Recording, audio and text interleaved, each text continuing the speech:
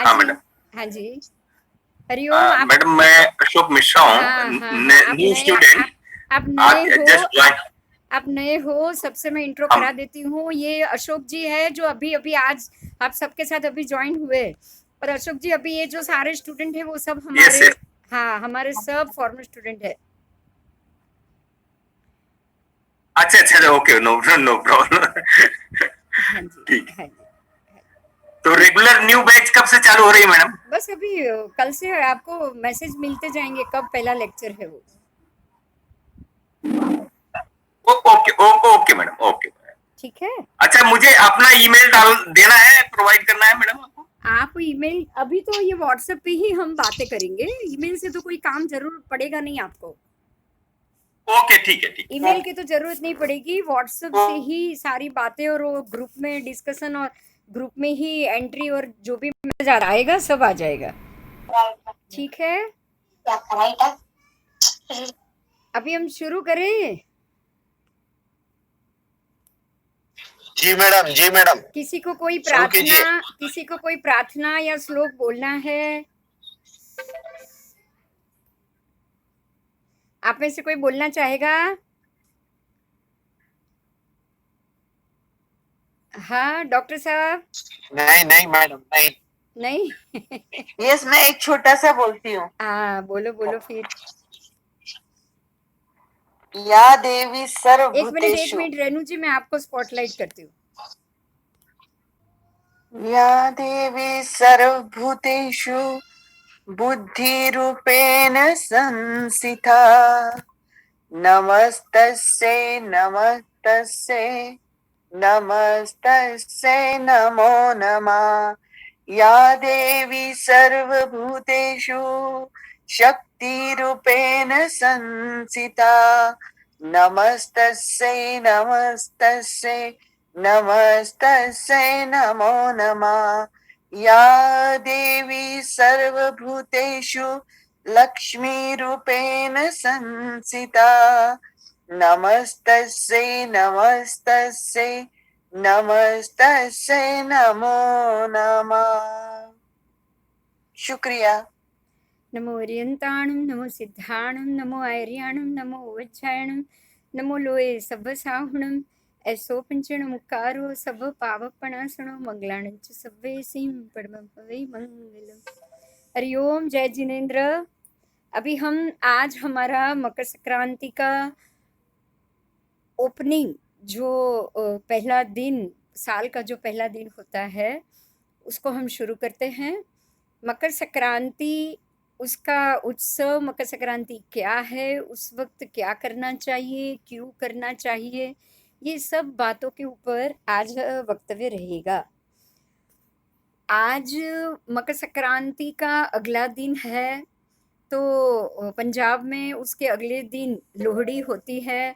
और सारे दुनिया भर में मकर संक्रांति के दूसरे दिन, अनदर डे, दूसरे दिन भी करी दिन के नाम से जाना जाता है। करी दिन का मतलब है कि सूर्य मकर संक्रांति के प्रवेश के बाद 3 से 4 दिन तक उसको कड़कड़ता खींचड़ा बोला गया है। कड़कड़ता खींचड़ा का मतलब है कि ये इतना 7 दिन के लिए उसको सूर्य को शुभ नहीं माना है, उसको कड़कड़ता खींचड़ा बोला गया। कड़कड़ता का अर्थ है गर्मा गर्म खींचड़ा। तो मकर संक्रांति के वक्त सूर्य की हालत बहुत ही नाजुक बोलोगे या ज़्यादा जलता हुआ बोलोगे या ज़्यादा गर्मा गर्म बोलोगे, कड़कड़ता का मतलब ही गर्मा गर्म होता है। इसी कारण से दुनिया भर में या भारत के विभिन्न विभागों में स्पेशली खिचड़ी का, समझिएगा, खिचड़ी का बहुत ही उत्सव के रूप में खिचड़ी बनाकर खाने का त्योहार माना गया है। आपको ये पता होगा, साउथ में पोंगल कहा गया है, साउथ में खिचड़ी बनती है, उसको पोंगल कहा गया है। मैंने कहा आज आपको एक फ़ोटो भेजी थी, पिक्चर भेजा था, उसमें मैं सब बोल देती हूँ, अगर आपने नहीं देखा हो तो कोई बात नहीं। जम्मू कश्मीर में उसका नाम है शिशुर संक्रांत। उसके बाद है हरियाणा, पंजाब में उसका नाम है माघी। मतलब माघी, माघ महीने का जो शुरुआत इसके आसपास ही होता है, इसके लिए उसको माघी भी कहा गया है, लोहरी भी कहा गया है। उसके बाद गुजरात में ये उत्तरायण के नाम से गुजरात और राजस्थान में ये जाना जाता है। फिर मकर संक्रांति के नाम से महाराष्ट्र और एमपी दोनों जगह ये जाना जाता है। उसके बाद कर्नाटक में मकर संक्रमण नाम है उसका। फिर है केरला में मकर विलाक्कू। उसके बाद तमिलनाडु में पोंगल, आप जानते हैं पोंगल भी एक खिचड़ी का प्रकार ही है। उसके बाद आंध्र प्रदेश में पेड़ा पांडुया। उसके बाद है उड़ीसा में मकर संक्रांति। उसके बाद वेस्ट बंगाल में पौष संक्रांति के नाम से जाना जाता है, क्योंकि आपको ये पता होगा कल ही पौष महीने की शुरुआत है। उसके बाद आप देखोगे कि छेरी, ऐसा उत्तर प्रदेश में ये नाम से जाना जाता है। उसके बाद आसाम में माघ बिहू, क्योंकि ये माघ और पोष महीना, एक बात हमें समझनी है कि बहुत सारी जगह पे वध पक्ष को, जैसे कि पोष वध और माघ वध, गुजरात और वो सब जगह उसको माक्षर पोष महा, तो पोष वध को माघ वध कहा जाता है पंजाब और गुजरात और वो सब जगह। जो नॉर्मली होता है दूसरी जगह उसको पोष वध कहा गया, इसलिए मकर संक्रांति में पोष और माघ ये दोनों शब्द आपको मिलेंगे। बिहार और झारखंड में ये मकर संक्रांत के नाम से जाना जाता है।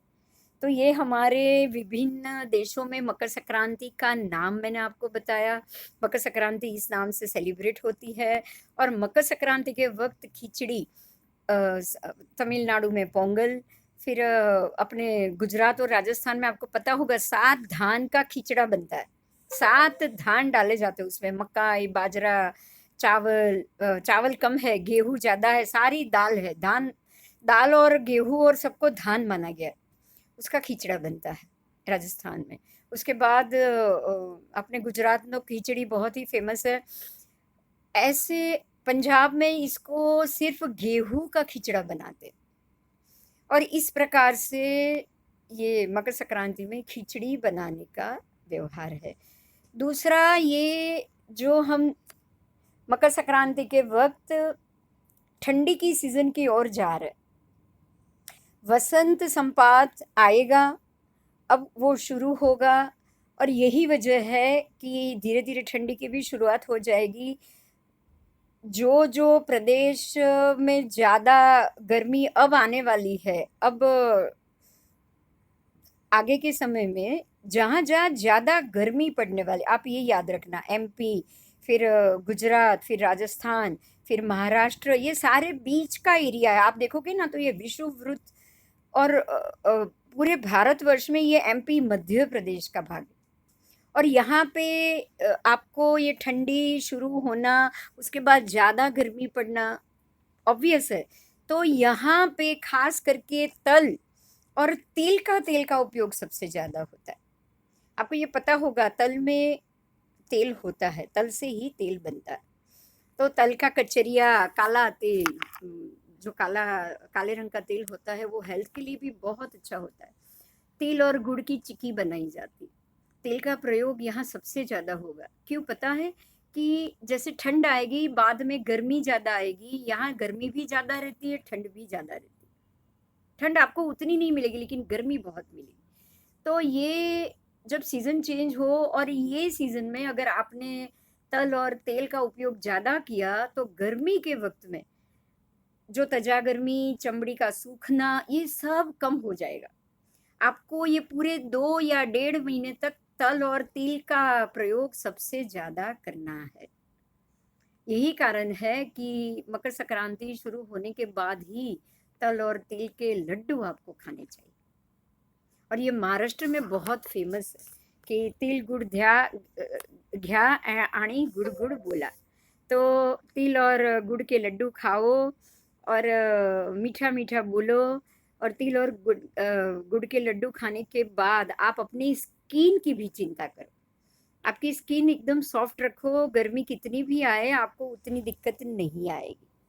कुछ कुछ सीज़न के हिसाब से सीजनल चीज़ें हमें ज़रूर करनी चाहिए, है ना? तो अब ये नॉर्मल बात है कि संक्रांत क्या है। अब हम शुरू करेंगे संक्रांति का फलादेश। मकर संक्रांति है, संवत 2077 है, ये विक्रम संवत और शक संवत दोनों की शुरुआत अलग अलग होती है। पर मकर संक्रांति में ना विक्रम संवत शुरू होता है ना शक संवत शुरू होता है। सबकी संक्रांति, ये हमारे हिंदू पंचांग और हिंदू कैलेंडर अब इतने विभागों में बट चुका है कि इतनी सारी शुरुआत होती है कि पूछो नहीं।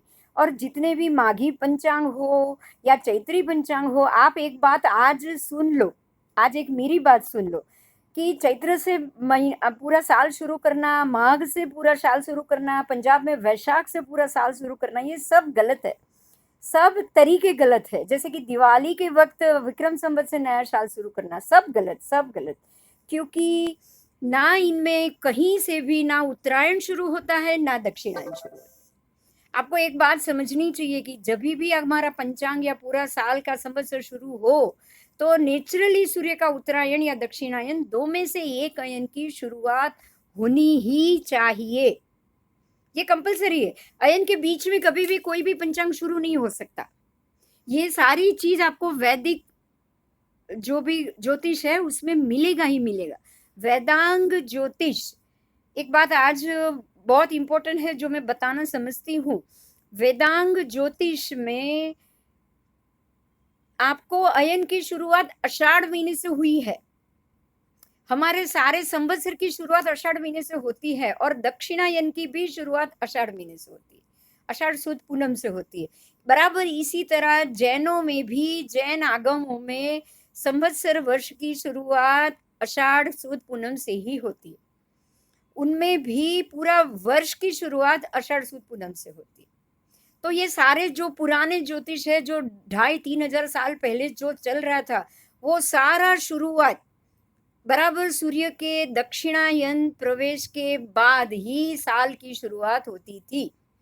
और अगर सारे धर्म, ये दोनों बड़े धर्म में, जैन धर्म, हिंदू धर्म में अगर ये एक ही बात आती है तो अब हम सबको उसी पे ही शुरुआत में चले जाना चाहिए, क्योंकि सूर्य का दक्षिणायन भी उसी वक्त शुरू होता है और तब सूर्य पुष्य नक्षत्र में होता है। तो बेटर कि हम सूर्य के पुष्य के प्रवेश के साथ ही दक्षिणायन और हमारे नए साल की शुरुआत को मानेंगे। ठीक है, तो अब हम ये देखेंगे कि बराबर उसके आषाढ़ महीने से साल शुरू होने के बाद जब 6 महीना निकल जाता है, सूर्य दक्षिणायन छोड़ के उत्तरायण में प्रवेश करता है। वो होता है ये जनवरी, 14 जनवरी के करीब। वो क्यों होता है, कैसे होता है, उसको भी मैं समझाती हूँ। अभी 5 मिनट के अंदर ही आपको मैं ये बात, पूरा प्रोसीजर समझा दूंगी। जब भी सूर्य मकर राशि में प्रवेश करेगा तब उसकी डिग्री उत्तराषाढ़ा नक्षत्र के चौथे चरण में, तीसरे चरण के अंतिम विभाग में होगी। यहाँ पे मकर राशि शुरू हो रही है, उत्तराषाढ़ा नक्षत्र पूर्ण नहीं हो रहा है। बराबर, उत्तराषाढ़ा नक्षत्र पूर्ण नहीं हो रहा है। उत्तराषाढ़ा नक्षत्र पूर्ण करने में अभी भी 4 दिन बाकी है।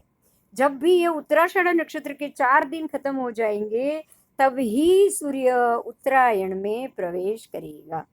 तो हमारे हिसाब से जब मकर राशि में प्रवेश होगा और मकर संक्रांति होगी तो मकर संक्रांति शुरू जरूर होगी, लेकिन उत्तरायण शुरू नहीं हो सकता। उत्तरायण में सूर्य तभी आएगा जब वो उत्तराषाढ़ा नक्षत्र को खत्म कर देगा, उसके बाद अभिजीत नक्षत्र में प्रवेश करेगा और वो प्रवेश के शुरुआत के 4 दिन सबसे मुहूर्त में अति उत्तम और शुभ माना गया है।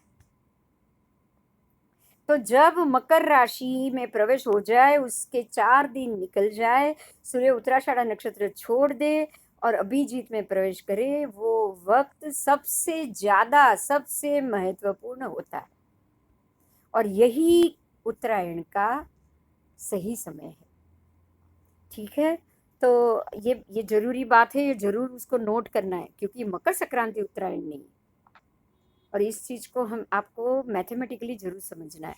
एक दूसरी महत्व की बात, जो भी सायन ज्योतिष है, उन्होंने सूर्य का प्रवेश 21 दिसंबर माना था जब उन्होंने पंचांग बनाना शुरू किया था। आज तब 21 दिसंबर से होते होते हर 72 साल के बाद, क्योंकि वो कैलकुलेशन में अयनांश का टोटल नहीं लगाते हैं, उनके सूर्य चंद्र की डिग्री में अयनांश नहीं होते, अयनांश जो बात करना होता है वो नहीं बात करते, वो अयन के साथ जाते, और जो अयनांश बात करके जो मैथमेटिक्स आता है वो नीरियन गणित है। नीरियन गणित में मतलब हमारी भारतीय ज्योतिष समाचारी में प्रत्येक ग्रह के अयनांश उसमें से बाद किए जाते हैं, इसलिए वो नीरियन गणित है। सायण में ये बाद नहीं किए जाते। यही वजह है कि हम भारतीय ज्योतिष नीरियन गणित आकाश के साथ जा रहा है, बल्कि सायण गणित उसके साथ नहीं जा रहा। हमारे यहाँ मकर संक्रांति प्रवेश सूर्य की राशि के प्रवेश के साथ ही जाएगा, सूर्य के अभिजीत नक्षत्र के प्रवेश के साथ ही उत्तरायण होगा, लेकिन दिसंबर 21 से लेके ये तारीख, ये 2000 साल में 15 जनवरी तक पहुंच चुकी है। तो जो 24 डिग्री अयनांश के सायण पद्धति बाद नहीं करती, वो 24 डिग्री आज 24 दिन उनका आकाश आगे निकल चुका है, तो वो उनका आकाश आज ग्रहों के साथ नहीं है। यही वजह है कि आपको 14 जनवरी 21 दिसंबर से शुरू होकर 14 जनवरी 15 जनवरी धीरे धीरे धीरे उनका गणित पूरा साल घूमेगा, पूरा साल घूमेगा, उनकी सीजन पूरे साल घूमेगी।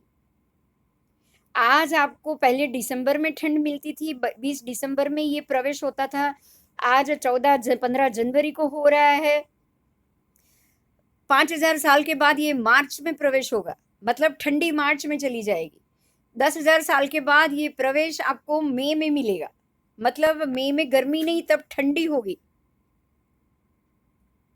उसके बाद ये प्रवेश जून में जुलाई में चला जाएगा 15,000 साल के बाद, तब आपको जून जुलाई में ठंडी मिलेगी। बारिश पता नहीं कौन से महीने में चली जाएगी, बारिश हो जाएगी फरवरी मार्च, और उसके भी 5,000 साल के बाद आपको अगस्त सितंबर में ठंड मिलेगी, क्योंकि उनका जो डेस्टिनेशन पॉइंट है वो पूरा घूमेगा, पूरा घूमेगा, और उनका कोई भी ग्रह अपनी मूल राशि में उस वक्त नहीं मिलेगा।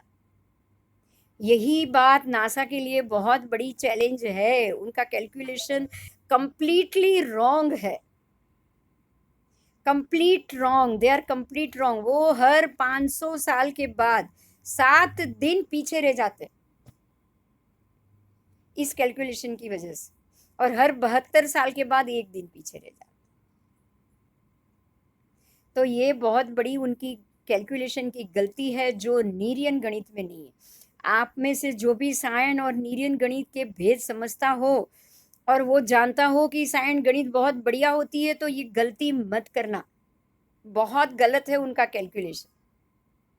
उनका आज एक भी ग्रह अपनी राशि में नहीं है, 25 डिग्री वो छोड़ के बात कर रहे। ठीक है, तो ये नीरियन सायण की बात थी जो जानना जरूरी थी, क्योंकि मकर संक्रांति पिछले साल 15 जनवरी आई, इस साल 14 जनवरी आई, अगले साल वापस 15 जनवरी जाएगी, वापस 14-15 होते होते 3 साल के बाद वो परमानेंट 15 जनवरी हो जाएगी, और 72 साल में एक के बाद ये होता है, इसलिए हमें मालूम नहीं पड़ेगा, क्योंकि उसके बाद तो हम जीवित रहेंगे भी नहीं।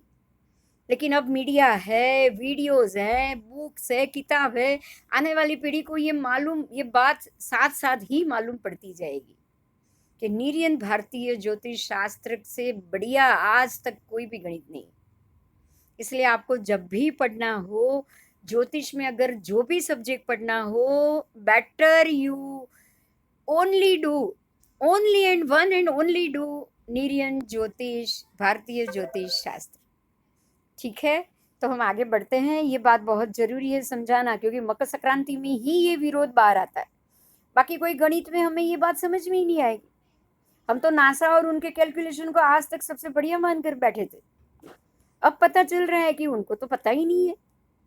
नीरियन आकाश आगे खिसक रहा है, उनके ग्रह पीछे जा रहे हैं, उनको कुछ नहीं मालूम, उनको कुछ भी नहीं मालूम।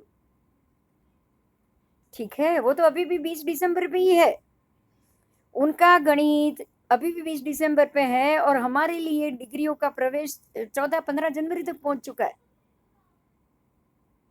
ओके, तो अब आगे चलेंगे।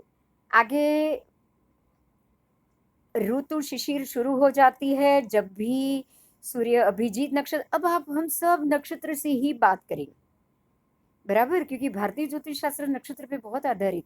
आपको ये पता होगा दो ही नक्षत्र सबसे शुभ है, एक है पुष्य नक्षत्र और एक है अभिजीत नक्षत्र।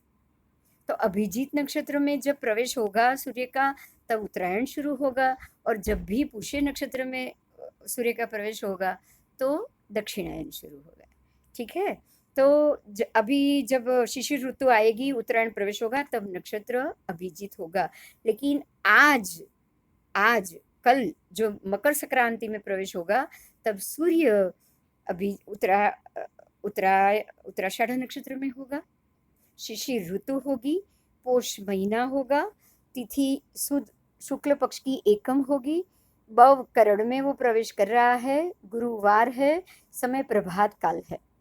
प्रभात काल है, सूर्योदय नहीं हुआ उससे पहले ही संक्रांति हो रही, जाहिर है मकर लग्न में ही होगी। उसके बाद 14 तारीख समय 8:15, 8:15 है, तो मकर लग्न ही उदित है। उसके बाद है शाम 18 बजे, मतलब शाम 6 बजे तक संक्रांति का पुण्य काल रहेगा। वज्र योग है, वार है गुरुवार, वार का नाम है नंदा, वो शुभ है।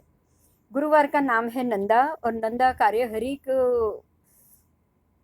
कार्य के लिए शुभ माना गया है। तिलक है कस्तूरी का। आपको ये पता होगा कि देवता लोग जो जो चीज का उपयोग करते हैं ना संक्रांति के लिए, वो सारी चीजें महंगी होती, क्योंकि अगर रूटीन चीजें देवता उपयोग करने लग जाए ना, देवता उसका उपभोग करने लगे ना, तो लोगों के लिए वो चीज घटती जाती है। लोगों को ये चीज अपने फुल मात्रा में या अपने जरूरी मात्रा में नहीं मिल पाती। तो आपको एक चीज ये बहुत अच्छे से जानना है कि संक्रांति जो जो चीज का उपभोग करेगी वो चीज की या अछत होगी या उसका दाम बढ़ जाएगा। तो कस्तूरी का उसने उपयोग किया है, कस्तूरी हरण की उपस्थिति कम होगी और कस्तूरी की भी महंगी हो सकती है, उसकी उपस्थिति घट सकती है। उसके बाद है श्रवण नक्षत्र, ये अच्छा है, बस कुछ कुछ चीजें अच्छी हो रही है, श्रवण नक्षत्र अच्छा हो रहा है, लेकिन सबसे बड़ा नुकसान इसके अंदर भी है। नक्षत्र चाहे चंद्र ने अच्छा लिया, लेकिन राशि उसने जो ली है, इसी राशि में चंद्र डिग्री कली अमावस पूर्ण करके एकम की शुरुआत कर रहा है, मतलब मुश्किल से वो सूर्य से 6 डिग्री दूर है। और आपको ये पता है कि अभी तक अमास की असर चंद्र के ऊपर से नहीं जाएगी, 6 ही डिग्री दूर है चंद्र, तो जाहिर है कि चंद्र अमावस के बाद इतना बलवान नहीं हो पाया होगा। उसके बाद आगे भी हम जैसे जैसे आएंगे वैसे हम दूसरे ग्रहों भी, इसमें 5 ग्रह इकट्ठित हो रहे हैं, तो 5 ग्रह का क्या नुकसान होगा ये हम आगे देखेंगे। महोदरी नक्षत्र का नाम है, महोदरी एक राक्षसी है। दूसरा राशि मकर है, संज्ञा है, नक्षत्र ऊर्ध्वमुखी है, नक्षत्र का मुख आकाश की तरफ है। चर संज्ञा है, नक्षत्र चर है, बहुत जल्दी वो कब क्या फल देगा हमें मालूम ही नहीं पड़ेगा। ये पूरे साल में जो भी फलादेश होगा, कब कौन सी चीज आपके सामने आ जाएगी आप उसको पकड़ नहीं पाओगे। अगर बुरा भी फल होगा तो किस कारण आया, आके तुरंत चला जाएगा वापस, तुरंत जो भी त्वरित होगा, जो भी होगा बिल्कुल त्वरित होगा। स्थिति बैठी हुई है, संक्रांति देवी बैठी हुई हालत में वो प्रवेश कर रही है। एक बात ध्यान रखना, जो जो व्यक्ति ने अपने आप को एक जगह पर बंद कर लिया या बैठा हुआ जीवन व्यतीत करना शुरू कर दिया ना, उसके लिए बहुत मुश्किल आएगी, क्योंकि एक तो इम्यूनिटी आपकी घटती जाएगी, आपकी शरीर की शारीरिक शक्ति भी घटती जाएगी, और बैठे हुए लोग, जो बैठाड़ू लोग हैं, जो मूवमेंट नहीं कर रहे हैं, बहुत कम मूवमेंट कर रहे हैं, ऐसा नहीं मैं कहूँगी कि जो उम्र वाले हैं, लेकिन जो यंग है वो भी अगर कम मूवमेंट कर रहे हैं तो उनके लिए ये बहुत खतरे का समय होगा, क्योंकि आपकी इम्यूनिटी आपको फिजिकल फिटनेस से ही आएगी। आपके मसल्स स्ट्रांग होने बहुत जरूरी, जिनके मसल्स मजबूत होंगे, जिनके मसल्स वॉकिंग वाले वॉकेबल होंगे, मैं वॉकेबल बोलूँगी शब्द, क्योंकि आपको कम से कम आधे से 1 घंटा वॉक करना जरूरी, क्योंकि बैठे हुए व्यक्तियों के लिए ये पूरा साल जैसे पिछले साल भी ऐसा ही था, आपको पता होगा कि बैठी हुई व्यक्ति में भी बैठी हुई संक्रांति का प्रवेश था। तो आपको ये पता होगा कि उसमें जितने जितने लोग सीनियर सिटीजन हैं उनके लिए सबसे ज़्यादा मुसीबत खड़ी हुई है। हॉस्पिटलाइज हुए या कोरोना की वजह से डेथ हुआ है, तो उसका कारण यही हुआ है कि जिनकी जिनकी इम्यूनिटी लो थी, क्योंकि वही तो बैठे हुए ज़्यादा रहते हैं ना। बैठाड़ू जीवन कौन ज़्यादा जिएगा? जिसकी इम्यूनिटी लो होगी। जिनकी जिनकी इम्यूनिटी लो है, जो बैठे हुई जीवन जी रहा है, उनको दिन में 3 बार भी 15-15 मिनट 10 मिनट का वॉक करना बहुत ज़रूरी है। आपको अपने विटामिन्स, आपकी आयरन की स्थिति, विटामिन्स की स्थिति, आपके कैल्शियम, आपकी हड्डी की मजबूती और आपकी मसल्स की मजबूती, इन सब चीज़ों का ध्यान बहुत ही खास खास रखना पड़ेगा। ठीक है? क्योंकि संक्रांति में बैठी हुई व्यक्ति के लिए पीड़ाजनक, कष्टजनक, और सोए हुए को तो हो गया ही, अपने आप आ गया। अगर बैठे हुए जो ज़्यादातर घर में रहते हैं वो व्यक्ति भी परेशान हो सकते हैं, तो जो बेड रिडन है उनके लिए तो बहुत दिक्कत आएगी, बहुत ही दिक्कत आ सकती है। तो आपको बहुत ध्यान रखना पड़ेगा। तो आपको अपनी इम्यूनिटी की तरफ बहुत खास खास ध्यान रखना है। ठीक है? All the best. कोई भी मिस गाइड ना होना। आगे चलेंगे तो ये बैठी हुई स्थिति में आ रहा है, वाहन है सिंह। सिंह वाहन है, तो आपको ये ध्यान रखना है, जो बड़ी बड़ी गाड़ियां है, जो बड़ी बड़ी महंगी महंगी गाड़ियां, नॉट ओनली बड़ी गाड़ियां, लेकिन जो भी महंगी महंगी गाड़ियां है, उस गाड़ियों का दाम बढ़ना, उस गाड़ियों का उपयोग बढ़ना या उसका और महंगी हो जाना, ये सब चीज़ हो सकती है। सिंह और सिंह के जानवर, सिंह जैसे बड़े बड़े राजसी जानवर, उनको तकलीफ आ सकती है, उन लोगों का प्रॉब्लम भी ज़्यादा बढ़ सकता है। उपवाहन है हाथी, गज, तो जो भी बड़े टेम्पो ट्रैवलर्स हैं, ट्रैक्टर्स हैं, उन सब के भी दाम बढ़ेंगे ही बढ़ेंगे। और ऐसे सिंह और हाथी जैसे बड़े बड़े शरीर वाले और बड़े महाकाय जानवर, महाताकत वाले जानवर, उन लोगों को, उनकी जाति को भी कष्ट हो सकता है। आगे जाएंगे ये उसके उपवस्त्र चित्र विचित्र है, तो ईस्टमैन कलर या ज़्यादा रंग बिरंगी चीज़ों की उपयोग का भी, उसका भी उपभोग बढ़ना है। उसके बाद आयुध है भुषंडी। आयुध, ये सारी चीज़ हम साथ में एक साथ उसका प्रेडिक्शन करेंगे। भक्ष्य है अनाज, मतलब अनाज और धान के ऊपर देव देवियों का भक्ष्य है। तो आपको ये चीज़ का खास ध्यान रखना है कि आने वाले साल में, आने वाले चौमासे के दरमियान अनाज का पाक, जो धान है उसके पाक को तकलीफ हो सकती है, उसका पाक कम हो सकता है, या फिर बारिश ज़्यादा होगी उसमें अनाज, और ये सारी चीज़ धुलने की व्यवस्था, धुलने की पॉसिबिलिटी है, आपको अनाज की व्यवस्था अच्छे से करनी पड़ेगी।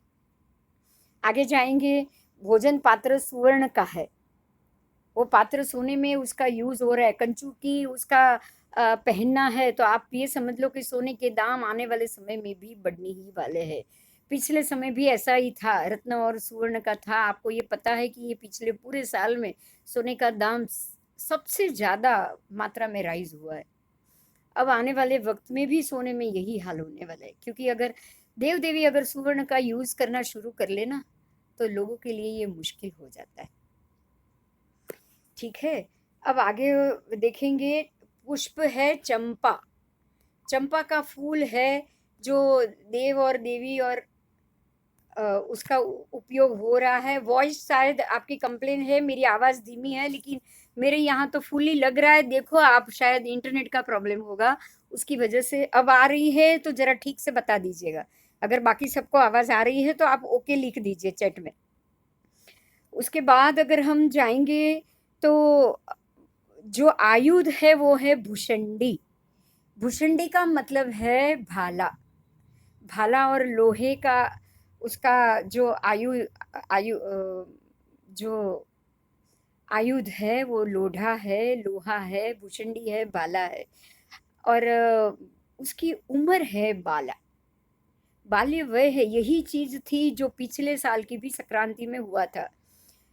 बाल्य वैसे लेकर जो कुमारी का मतलब जो एकदम छोटी उम्र की लड़कियां हैं उनको ही प्रॉब्लम बहुत आया है, क्योंकि पिछले साल की संक्रांति में युवन युवती युवा कुमारी का आई थी। इस बार बाल्यावस्था है। आप सब इस चीज का जरूर ध्यान रखना। आपके आसपास की किसी भी छोटी उम्र की कुमारी का या बाल्यविकी की कोई भी लड़की को कोई भी परेशान ना करे। आपको इस चीज का बहुत ध्यान रखना पड़ेगा। आप ये अपने आसपास के सभी लोगों को ये बता सकते हो कि आप अपनी बच्चियों का खास ध्यान रखना, क्योंकि इस बार संक्रांति की वह बाल्या है और उसने भाला हाथ में लिया है।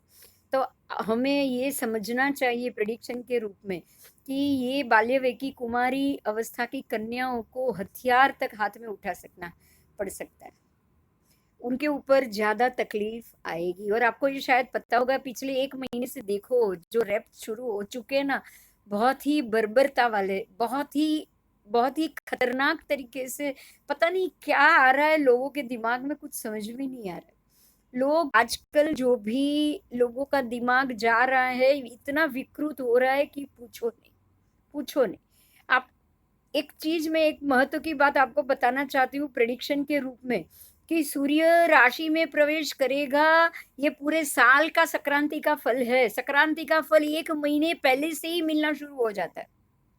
संक्रांति का फल 1 महीने पहले से ही मिलना शुरू हो जाता है। आप पूरे साल का प्रेडिक्शन कर रहे हो। पूरे साल में मकर संक्रांति में मकर राशि में सूर्य का प्रवेश वसंत संपात में प्रवेश हो जाता है, और वो 1 महीने पहले से ही शुरू हो जाता है। आप देखोगे पिछले 1 महीने से उत्तर प्रदेश यूपी में और जो भी लेडीज के ऊपर रेप होना शुरू हुआ है ना, बहुत ही भयंकर और बर्बर हुआ है। यहाँ तक कि दिल्ली गवर्नमेंट ने भी इस चीज को बहुत इनिशियली लिया हुआ है। आप एक चीज का जरूर ध्यान रखो, ये संक्रांति की शुरुआत 1 महीने पहले से ही हो चुकी है, और ये पूरा साल ये माहौल रहने वाला है। आपको अपने आसपास की लड़कियों के लिए और ऐसी छोटी उम्र की लड़कियों की सेफ्टी सबको देखनी पड़ेगी। शास्त्रों में एक बात लिखी होती है कि आपके अवग्रह में कोई भी गुनाह हो, कोई भी व्यक्ति को पीड़ा हो, उसके जिम्मेदार आप खुद होते हो। ये भगवती सूत्र के शब्द है। परमात्मा महावीर ने गौतम स्वामी से कहा है कि तेरे अवग्रह के आसपास, अवग्रह मतलब आपकी जहां तक पहुंचो, आपके जहां तक ध्यान जाए, आप जहां तक सबका ध्यान रख पाओ। आपके अवग्रह में कोई भी व्यक्ति को अगर त्रास हो रहा है, प्राण घात हो रहा है, उसकी डेथ हो रही है, तो उसके जिम्मेदार आप हो। आध्यात्मिक लेवल से हमें चलना ही पड़ेगा। और इतनी इस चीज को बढ़ाओ, इस बात को बढ़ाओ, ताकि जो लोग भी बुरा सोचे ना, उसके दिमाग में सच और अध्यात्म, लोगों के प्रति प्रेम बढ़े, करुणा की भावना बढ़े। हमें ये चीज को ऐसे माहौल में, ऐसे फलादेश वाले संक्रांति के पूरे वर्ष में आपको प्रेम और प्रेम का संदेश ही बढ़ाना पड़ेगा। तो आपको ये बताना चाहूंगी कि जो भी छोटी उम्र की लड़कियां होगी, बाल्यविकी होगी, कुमारी होगी, उन सबको बहुत संभालना पड़ेगा। उनको अपने हाथ में हथियार तक धारण करना है। आप सिखाओ लेडीज को, बस आज के माँ बाप को ये खास बोलो कि आप अपनी बेटियों को हाथ पैर कैसे चलाना है सिखाओ। बहुत जरूरी है सीखना, बहुत जरूरी। उसके बाद दृष्टि, अब हम संक्रांति की दृष्टि देखेंगे, सुखी जाति देखेंगे। शूद्र जाति को सुख है, शूद्र जाति को सुख है। पिछले साल भी ये देखा था। पूरे आपको ये पता है कि पिछले साल की संक्रांति का ये फल था कि आज देश ने 20,000 करोड़ रुपए जनजाति के, शूद्र जनजाति, अनुसूचित जनजाति और गरीब रेखा के नीचे के लोगों को पूरे साल तक उसने पैसे भी दिए हैं, अनाज भी दिया है, खर्चा भी दिया है, और सब चीज से उनको महरूम करके रखा है। आने वाली संक्रांति में भी शूद्र जाति सुखी है, तो हम ये मानेंगे कि गवर्नमेंट की ओर से और हम सब की ओर से भी उनको जरूर ज्यादा सुख और ज्यादा सुविधा मिलेगी। तो उनका सुख ज्यादा बताया गया है। अब हम संक्रांति का गमन देखेंगे क्योंकि ऐसा कहा गया है कि संक्रांति जिस दिशा में जाती है वहाँ पर तूफान हो जाता है, आतंक हो जाता है, और संक्रांति जिस दिशा को छोड़ती है वहाँ पे शांति हो जाती है। संक्रांति की दृष्टि जहाँ पे होती है, उसका मुख जहाँ पे होता है, वो दोनों दिशा में भी बहुत ही हिंसक और तूफान का माहौल रहता है। अब हम देखेंगे संक्रांति की दृष्टि कहाँ है। संक्रांति की दृष्टि अग्निकोण में है और वो पश्चिम दिशा से निकल के पूर्व दिशा में जा रही। पश्चिम दिशा को वो छोड़ रही है, तो जो भी हमारा पश्चिम का एरिया राजस्थान है या जैसलमेर, गुजरात, वो सारा छोड़ के वो बंगाल और उस तरफ जा रही। और ये पूरा अमेरिका और वो सबसे भी उसका गमन निकल के आप उसको इंडोनेशिया और जापान और वो तरफ जान सकते हो। उस तरफ संक्रांति जाएगी, तो उस दिशा में ज़्यादा संभालना होगा आपको। बंगाल में, और बंगाल में इलेक्शन भी आ रहा है, बंगाल की तरफ ये सारी चीज़, ये धमाल। और आप देखो यूपी में भी ये शुरू हो गया, क्योंकि यूपी में अग्निकोण में उसकी दृष्टि है, अग्निकोण में दृष्टि है, और यूपी में 1 महीने से तांडव शुरू हो गया है। 1 महीने से धमाल, 1 महीने से आप ये रैप और ये सब चीज़ यूपी गवर्नमेंट भी, पुलिस और ये सब अलर्ट हो चुकी है। और ये सारा जो नुकसान होना है, जो अग्निकोण, जो पूर्व दिशा, ये सब आपको अभी से ही शुरू होना दिखाई देगा। आने वाले सभी समय में ये सब चीज़ों में धमाल हो जाएगी। आपको फलादेश के ऊपर से इस चीज़ का ध्यान रखना है कि आने वाले समय में यहाँ पे ये सब चीज़ हो रहा है कि नहीं। इस चीज़ को आपको नोट भी करना है। सूर्यास्त के बाद संक्रांति लग रही है। सूर्यास्त के बाद भी नहीं, ये तो सूर्योदय से पहले पहले लग रही है, प्रभात काल में लग रही है। लेकिन प्रभात काल में सूर्य राशि प्रवेश कर लेगा, 6 से 8 में प्रवेश कर लेगा, और 8 के बाद संक्रांति लगेगी। तो जब राशि प्रवेश होगा तब धनु राशि है, धनु राशि का अंत भाग है, मकर की शुरुआत है।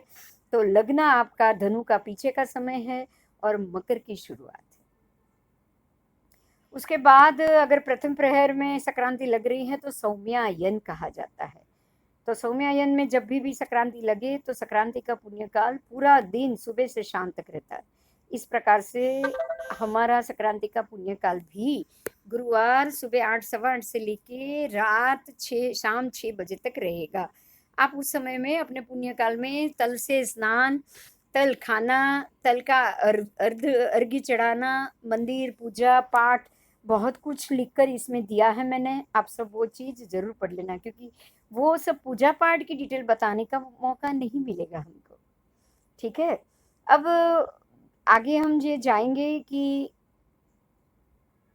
जो भी दिशा की बात है खास करके, तो दिशा में कश्मीर, जापान, क्योंकि ये सारा उत्तर में आया है, अग्नि में आया। उत्तर और अग्नि के बीच में जो जो प्रदेश हैं, तो इस चीज़ को हम खास ध्यान में रखेंगे। कौन सी चीज़ आते हैं, तो चाइना के ऊपर का भाग पूरा आ गया है।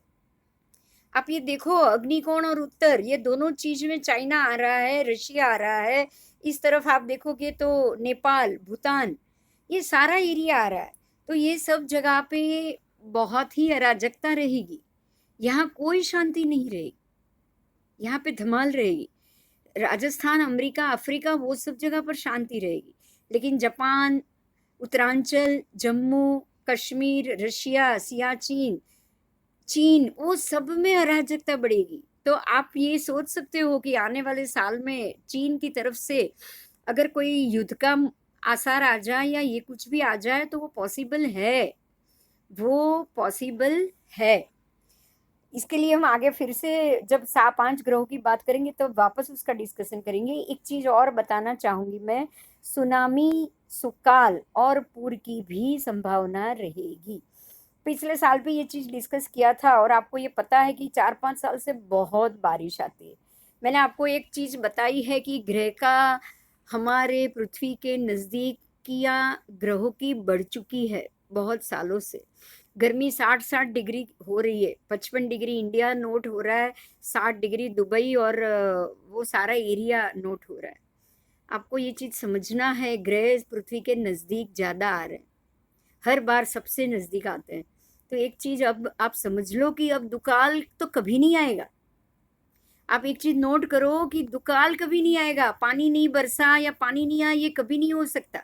लेकिन हर बार बारिश और सुकाल ज़्यादा आएगी, पूर ही आएगा। अब हर साल आपको पूर मिलेगा, पानी ज़्यादा मिलेगा, क्योंकि गर्मी ज़्यादा होगी, बादल ज़्यादा बनेंगे, तो बारिश ज़्यादा होना वो लाजमी है, उसमें कोई क्वेश्चन ही नहीं।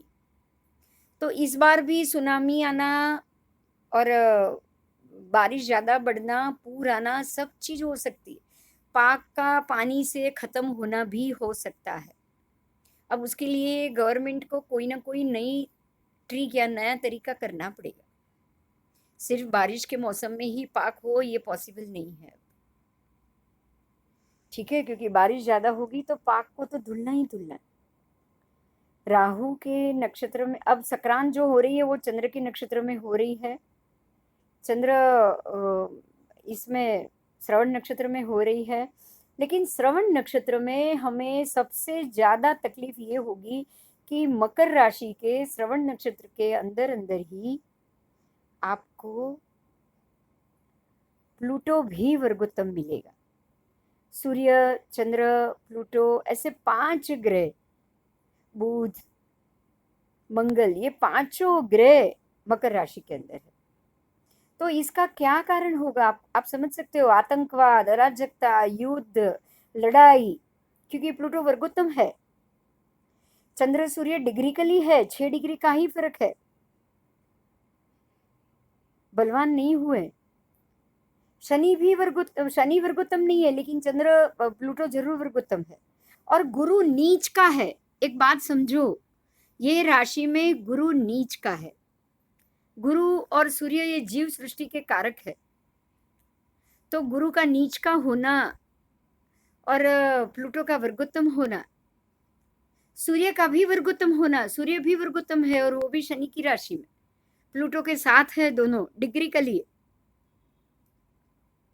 डिग्रिकली जा रहे दोनों। तो कहाँ से आपको संक्रांति शुभ मिलेगी? ग्रहों का तो अशुभ ही अशुभ संयोग दिख रहा है, ग्रहों का कोई भी शुभ संयोग नहीं दिख रहा है। और बराबर ये सबके 10वें स्थान में, एक चीज और नोट करो, बराबर ये सबके 10वें स्थान में हर्षल बैठा है।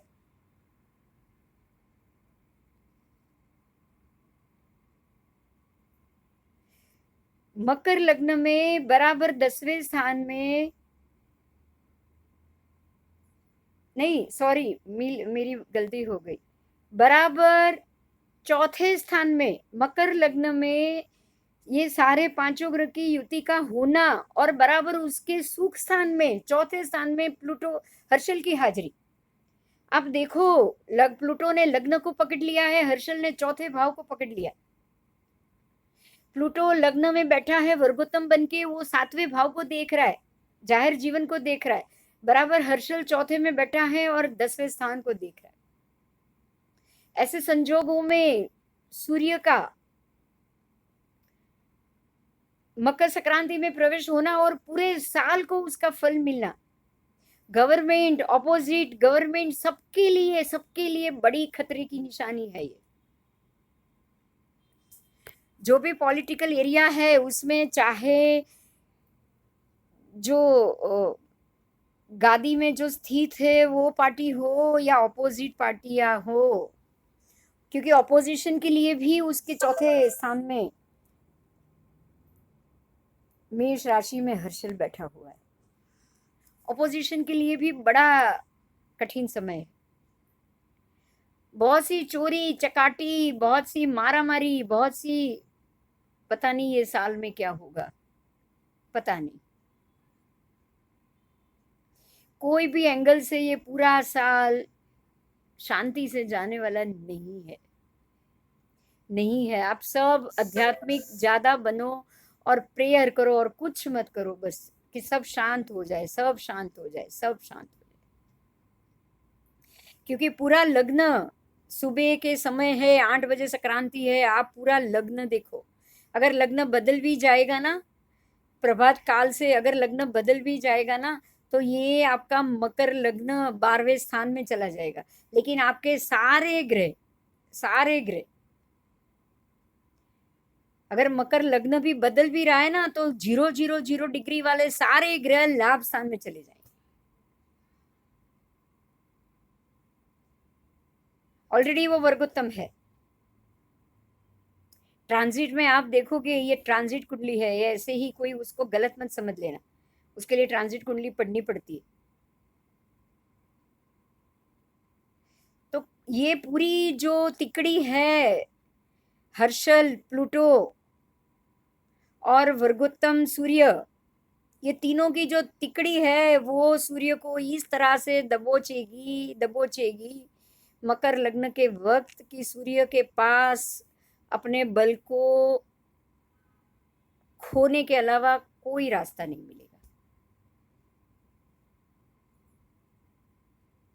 जो समय है वो कठिन है। अब आने वाले समय में जब गुरु मकर से निकल के कुंभ में जब तक ना जाए और प्लूटो का वर्गोत्तम में से निकल के जब नॉर्मल बनना शुरू ना हो जाए, तब तक ये जरूर अराजकता रहेगी। उसके बाद शांति हो सकती है,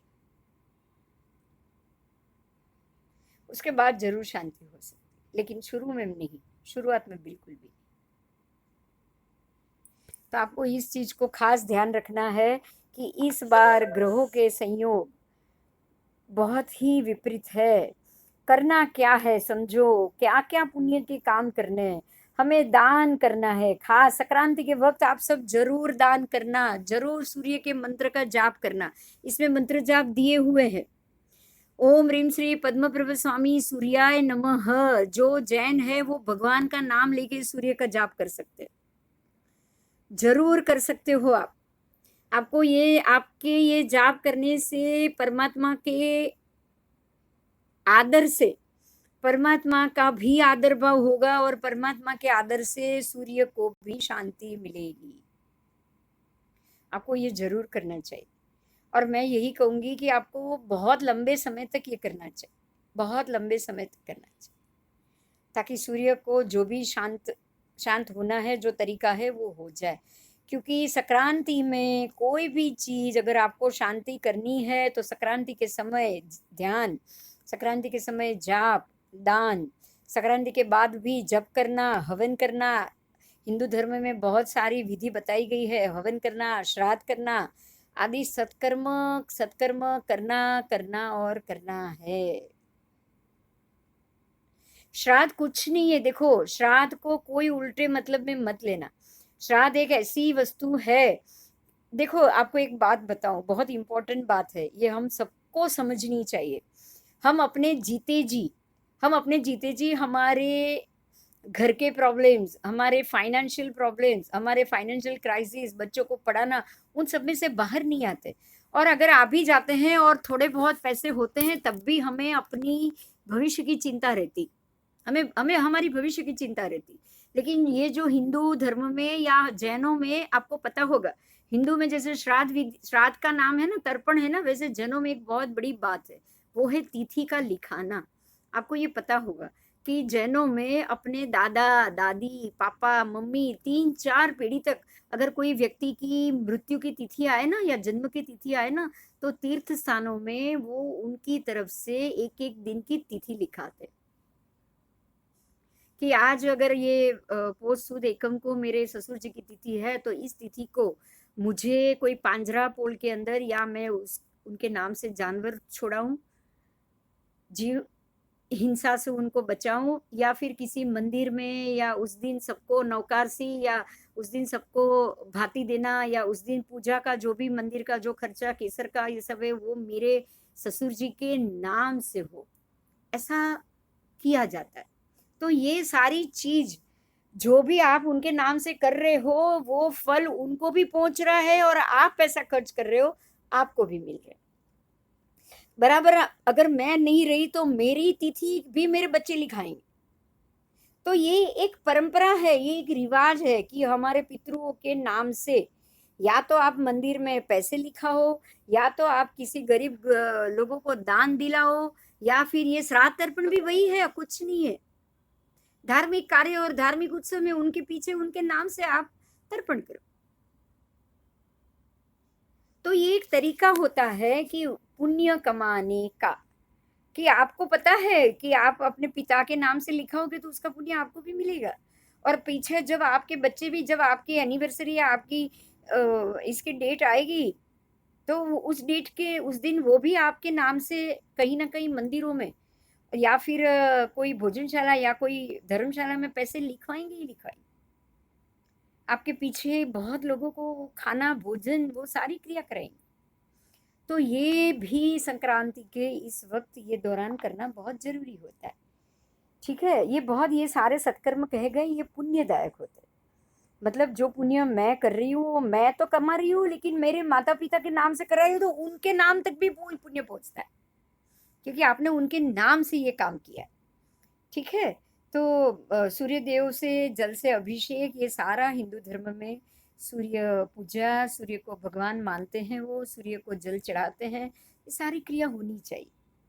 उसके बाद मंत्र, गायत्री मंत्र करे, वो जैनो नवकार मंत्र करे, सूर्य के मंत्र का, पद्म प्रभु स्वामी के भी मंत्र का जाप करे। आपको जो ठीक लगे वो विधिवत पूजा, जाप, वो सारी चीज को आपको करना बराबर। उसके बाद दक्षिणायन शुरू खत्म हो रहा है, उत्तरायण शुरू हो रहा है, पितृयान, पितृ का जो समय है 6 महीने का, वो खत्म हो रहा है। तो उत्तरायण शुरू होने से तब जब धार्मिक ज्योतिष का पढ़ना, बड़े बड़े विद्याओं का पढ़ना, दीक्षा, प्रतिष्ठा, मंदिर में प्रतिष्ठा, वैराग्य सूचक दीक्षा या बड़ी दीक्षा या पदवी, ये सब शुरू हो जाएगा, सारा धार्मिक उत्सव शुरू हो जाएगा। इसीलिए उत्तरायण का धार्मिक के लिए महत्व बहुत है। अब इस बार तो आपको ये पता होगा कि इस मकर संक्रांति के अवसर पर तो गंगा स्नान और गंगा तट पे दान और सब होता ही है, लेकिन सबसे बढ़िया ये बात होगी कि आपको चाहे आप मकर संक्रांति पे आपने ये काम ना किया हो, लेकिन हिंदू धर्म में अब जब कुंभ में गुरु आएगा, और वो भी मकर संक्रांति के पहले ही आएगा, ये पूरा साल खत्म होने से पहले ही आएगा, तब कुंभ स्नान जो 12 साल में एक बार होता है, वो कोई भी कर सकता है, ऐसा नहीं कि उसमें जैन नहीं कर सकता। क्योंकि एक चीज आप समझना, एक चीज बहुत जरूरी है, ज्योतिष के लिए, ज्योतिष के फलादेश के लिए कुंभ का गुरु कोई भी, चाहे अपनी राशि में गुरु हो, उससे भी ज्यादा शुभ, पवित्र और बलवान माना गया है। कुंभ का गुरु सबसे उत्तम होता है, सबसे उत्तम। यही कारण है कि कुंभ मेला कुंभ राशि में ही लगता है, उसका नाम ही कुंभ मेला हो गया है। क्योंकि जब गुरु कुंभ में हो तो परोपकारी राशि है, जन कल्याण की राशि है, गुड़ राशि है, गुरु शनि की गुड़ राशि में चला गया, वो क्या ज्ञान देगा, क्या दान देगा, आपको पता भी नहीं चलेगा, उतना विवेकपूर्ण उसका व्यवहार होगा। और आप अगर कुंभ के गुरु में जो भी तप, जप, दान, स्नान, जितना ज्यादा आप ज्यादा मात्रा में करोगे ना, पूरा कुंभ के गुरु में जो व्यक्ति जो अध्यात्म प्रिय है, उसको तो किसी ना किसी बड़ा मंत्र जाप, अध्यात्म के लिए, अपने अगले भव के लिए, अपने मोक्ष प्राप्ति की साधन के लिए, कुंभ के गुरु में पूरे साल में आपको सबसे ज्यादा जाप करना है और ध्यान करना है। हमारे ध्यान के क्लास भी चल रहे हैं, आप सब उसके वीडियो देखो, यूट्यूब पे भी वीडियो देखो, रखे जाते हैं पूरे। ये इतना अच्छा हुआ है ये कोरोना काल में, एक चीज बहुत बढ़िया हुई कि सारे जो लेक्चर्स होते हैं, वो सारी चीजें, वो सारी रिकॉर्डेड हो रही, जूम पे हो रहा है ना, इसलिए बहुत बढ़िया रिकॉर्ड हो रहा है, और आपको ये सारे वीडियो देखने के लिए मिल जाएंगे। तो आप सबको ये रिक्वेस्ट है मेरी कि जो जो व्यक्ति अध्यात्म की तरफ जाना चाहे, उसको तो ये ध्यान के 90 वीडियो हो चुके, एक दो नहीं, 90 वीडियो, और मुझे नहीं लगता कि ये 250 से पहले खत्म होगा।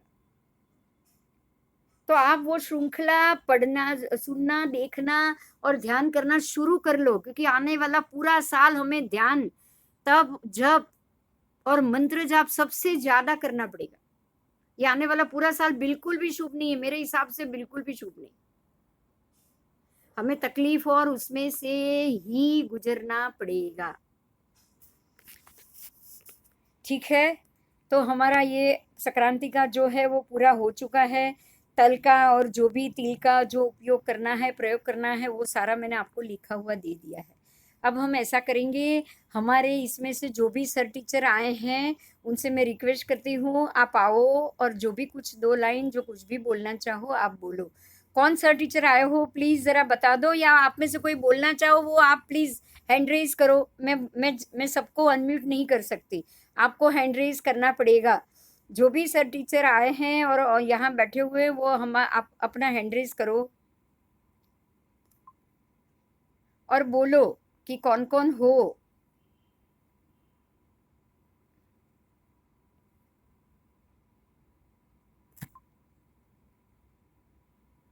आप में से कोई बोलना चाहते हो तो please raise your hand. Please, आप में से नीरज जी, डॉक्टर साहब कुछ बोलोगे? प्रमोद जी,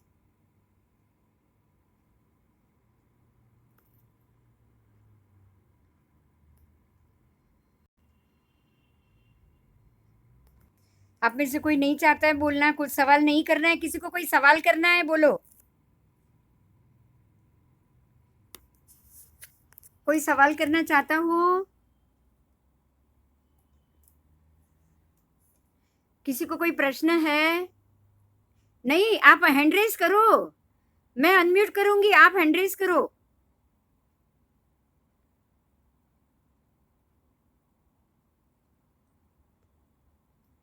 एक के बाद एक जिनको बोलना है आप हैंड रेज करो, मैं एक के बाद एक सबको अनम्यूट करूंगी। मुझे पता है, मैंने माइक बंद रखा है। આપણે જે કાલે મકર સંક્રાંતિને દિવસે આપણે ઉમરાની પૂજા કરવી તો કરી શકાય? हाँ એ શુભ હોય, શુભ जरूर। થાય એનાથી हाँ हाँ हाँ તો जरूर કરી जरूर। શકાય? हाँ जरूर जरूर जरूर आप कर सकते हो। मकर संक्रांति के दिन उम्र पूजा आपको करनी ही चाहिए, क्योंकि आपको सभी जो भी बैड एनर्जी है उसको घर में आने से रोकना ही चाहिए, क्योंकि सूर्य के प्रकाश के साथ सारी एनर्जी हमारे घर में एंट्री कर ही लेती है। हमें उन सबसे बचना पड़ेगा। हमें अपने घर को इन सारी बैड एनर्जी से जरूर बचाना चाहिए।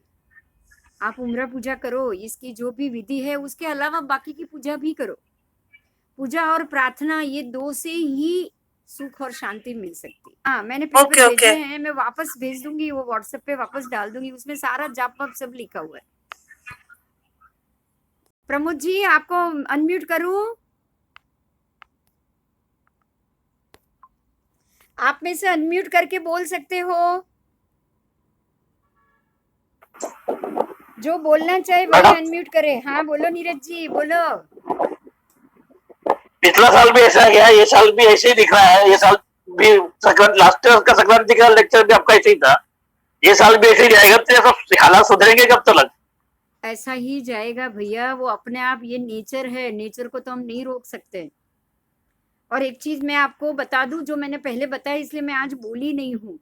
आपको ये पता है कि प्लूटो वर्गोत्तम है, बराबर। आजकल हर्षल प्लूटो के कारण कोई प्रेडिक्शन नहीं करता इतना।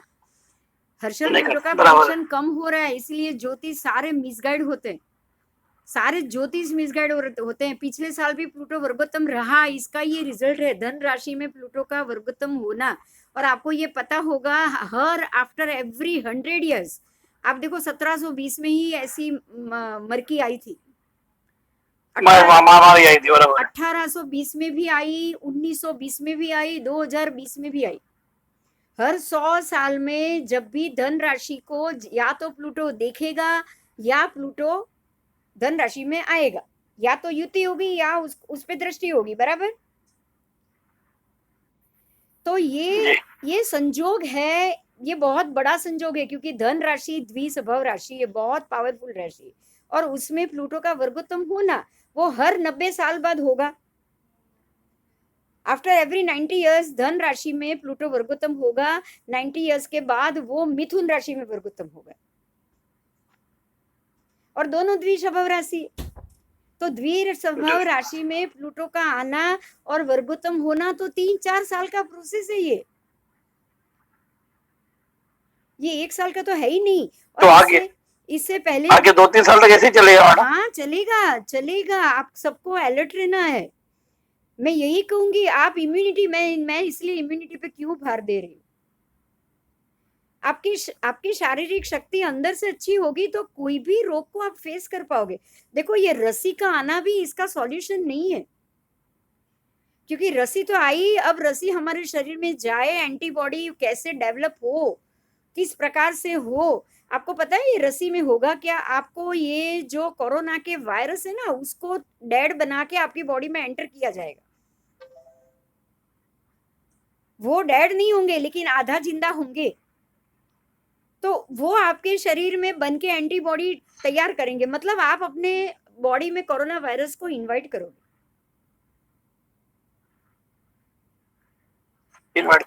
आप इनवाइट करोगे, आप अपनी बॉडी को वायरस भर के, बॉडी में वायरस भर के अंदर उसको फाइट करवाओगे, और आप अपनी एंटीबॉडी को रेडी कराओगे, पता है? तो इसके बाद ऐसा तो है ही नहीं, जैसे पहले भी मीजल्स और सब होते थे, ज्यादा होते थे, लेकिन आज भी बच्चों को एक बार तो होता है ना जन्म लेने के बाद। ऐसा तो है ही नहीं कि वो छोटी माता बड़ी माता आती नहीं है। तो हमें बहुत ज्यादा अपनी हेल्थ कॉन्शियस रहना है। आपको वॉकिंग, स्ट्रेस, फिर जॉगिंग, उसके बाद खाने पीने में और विटामिन्स और कैल्शियम्स और आयरन की डेफिशिएंसी बिल्कुल नहीं चलेगी किसी की भी बॉडी के अंदर। इसलिए नींबू रोज लो, आम का अचार लो, सब चीज लो, सब चीज। आम का अचार और नींबू का अचार, ये 2 चीज, और आंवले का अचार, ये 3 अचार को तो खाने में आप रूटीन बना दो, रूटीन बना दो। ध्यान रखना ही पड़ेगा, नहीं चलेगा।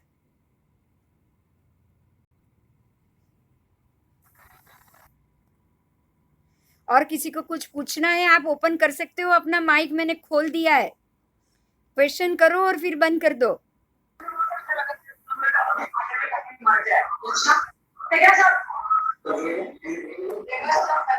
ओके, आप क्वेश्चन, हेलो, हाँ बोलो। ઇન્ડિયાનું ફ્યુચર શું છે? ઇન્ડિયા શું કે છે ઇન્ડિયા માટે? મોદી इंडिया के लिए इस साल तो मोदी जी, आप देखो पूरा बंगाल और यूपी और जो भी ईस्ट है, कलकत्ता, बंगाल, यूपी, उसके बाद ईस्ट इलेक्शन, पंजाब, बंगाल, वो सब जगह होने वाला है। और जो मैंने बताया कि लग्न में प्लूटो है, चौथे में हर्षल है, आपको रूलिंग पार्टी और जो अपोजिट पार्टी है, वो सब में धांधल धमाल, झगड़ा, मगजमारी, बहुत कुछ होगा, बहुत कुछ होगा। तो पार्टी के लिए, मोदी और गवर्नमेंट के लिए तो मैं कुछ नहीं कहूंगी, उनके लिए कोई माइनस नहीं, क्योंकि वो रूलिंग पे ऑलरेडी है। वो ऑलरेडी, अभी इलेक्शन नहीं हो रहा है, अगर इलेक्शन होता तो उनको दिक्कत आ सकती थी। लेकिन गवर्नमेंट में जो आज जो दिल्ली गवर्नमेंट में जो रूलिंग में है ना, अभी जो पार्टी रूलिंग में है उसको भी इलेक्शन नहीं है उसकी, मतलब दिल्ली या बीजेपी जो प्राइम मिनिस्टर है उन सबको भी कोई उतनी दिक्कत नहीं आएगी। लेकिन जहाँ जहाँ जो स्टेट में और जो जगह इलेक्शन आएगा उसमें गुजरात और राजस्थान साइड तो शांति रहेगी, लेकिन ये ऑपोजिट साइड नेपाल, अरे उससे तो ज्यादा हमें डरना चाइना और उसकी बॉर्डर से पड़ेगा, क्योंकि जो प्रकार से प्लूटो और हर्षल जा रहे हैं ना, उस हिसाब से तो सच में हमारे लिए ये टेंशन की बात है कि कहीं छोटा सा लड़ाई या युद्ध या ऐसा कोई माहौल ना खड़ा हो जाए। उसके लिए हमें सबको ज्यादा संभालना पड़ेगा, क्योंकि हर्षल प्लूटो है तो भयानक बॉम्ब ब्लास्ट होना या ये कुछ होना, ये सब चीज तो होगी, क्योंकि अग्निकांड या ब्लास्ट ये सब प्लूटो जरूर लाएगा। अभी भी वो वर्गोत्तम है और वर्गोत्तम प्लूटो में ही सूर्य ने प्रवेश कर लिया। World war is possible, yes, world war is possible. World war की संभावना बढ़ेगी, कोई ना कोई एकाध, जैसे जो सर्जिकल स्ट्राइक हुई ना, ऐसी कोई ना कोई सर्जिकल स्ट्राइक भी जरूर होगी, जरूर होगी। समय आने वाला ठीक नहीं है। और किसी को प्रश्न करना है, आप अनम्यूट हो सकते हो, आप अपने आप को अनम्यूट कर सकते हो।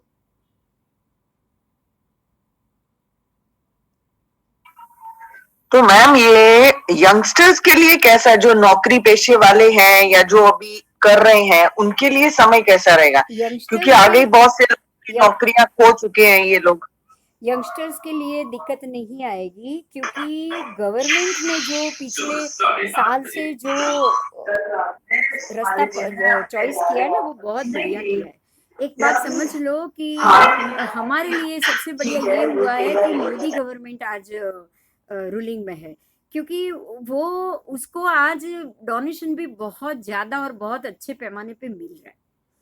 आप मोदी गवर्नमेंट ने पिछले साल आपने देखा होगा, जो शूद्र जाति को सुखी होगी ना, इस बार भी शूद्र जाति सुखी। शूद्र जाति से आपको शूद्र नहीं लेना है, शूद्र जाति से आपको वो कॉमन पीपल लेना है जिनकी कमाई का जरिया ज्यादा नहीं, जो ज्यादा कमाई का जरिया लेकर नहीं चल रहे हैं, जो छोटी मोटी नौकरी कर रहे हैं, जिनका रोज का काम होना है पैसा कमाना और खाना और घर चलाना। आपने देखा होगा पिछले पूरे साल में, पूरा साल उनको पैसे भी मिले हैं, उनके अकाउंट में पैसे भी पहुंचे हैं, उनके घर अनाज भी पहुंचा है, और अब तो उनको छोटी मोटी लोन भी बिना ब्याज के मिली है। तो ये सारी चीज अगले आने वाले समय में भी चालू रहेगी। गवर्नमेंट ये तो मैम मीडियोकर ही गए फिर तो। गवर्नमेंट ने एक बहुत बड़ा मिडिल क्लास का, मिडिल क्लास को तो देखो, जो भी होगा ना ये डोनेशन के रूप में जाएगा, मिडिल क्लास के ऊपर लोड नहीं आएगा, क्योंकि ये सारा डोनेशन ऊपर के लोगों से आ रहा है। जो मिल मालिक है, जो बड़े बड़े लोग हैं, जो भी जो आज नंबर 10 में जो इंडिया के वर्ल्ड में जा रहे हैं, उनकी ओर से उनको गवर्नमेंट फैसिलिटी देगी। उनको गवर्नमेंट नई नई कंपनी खोलने के लिए उनको बहुत ही ढील दे देगी, छूट दे देगी, इसीलिए वो लोग डोनेशन ज्यादा देंगे। डोनेशन ज्यादा देंगे तो आज नई नई कंपनियां भी खुलेगी, तो नौकरी का जो एरिया है वो भी बढ़ जाएगा। तो मेरे हिसाब से तो ये छोटे मोटे गांवों में बहुत ही अच्छे से स्थिरीकरण होने का समय है। आप देखो, छोटे छोटे लोगों को होम लोन, लघु उद्योग और छोटे छोटे गांवों को स्टेबल बनाना शुरू हो चुका है। ये पूरा साल सुखी हुए हैं। देखो, जो छोटे लोग हैं वही, जो किसान है वही सुखी हुए, जो किसान थे वो सुखी हुए, जो शाक भाजी बेचने वाले थे, अनाज बेचने वाले थे, जो भी जमीन से रिलेटेड काम करने वाले थे, वो सब सुखी हुए।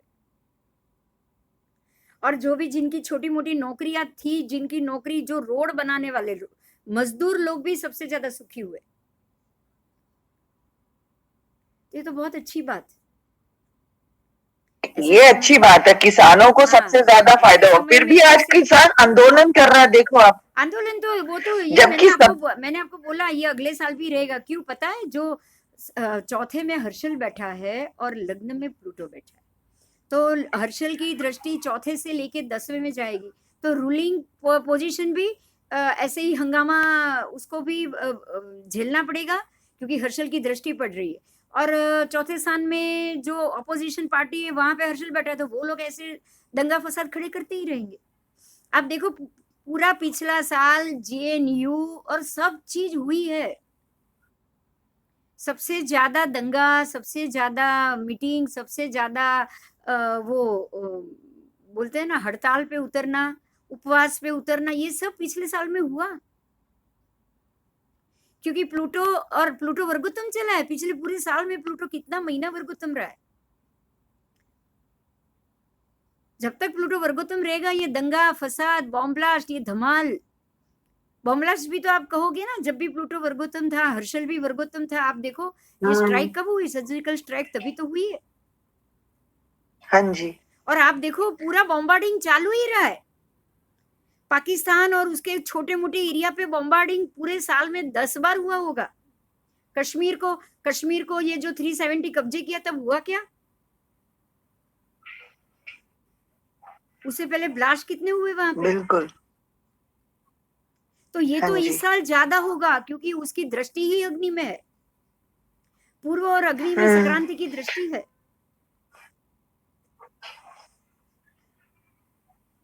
ओके। और ये पूरा एरिया जा रहा है, देखो आप सियाचिन चीन, अब क्या होगा पता है, ऐसा भी हो सकता है चाइना को सबक सिखाने के लिए एक और सर्जिकल स्ट्राइक हो और एरिया हम कवर कर ले,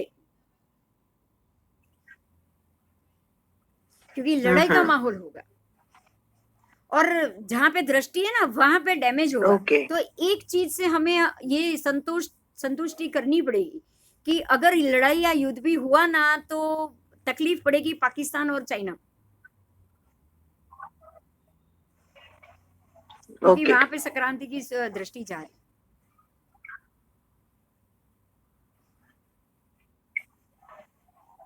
इतना फायदा जरूर होगा क्योंकि दक्षिण और पश्चिम में शांति रहने वाली, और हमारा भरत क्षेत्र, भारत देश दक्षिण में ही तो है।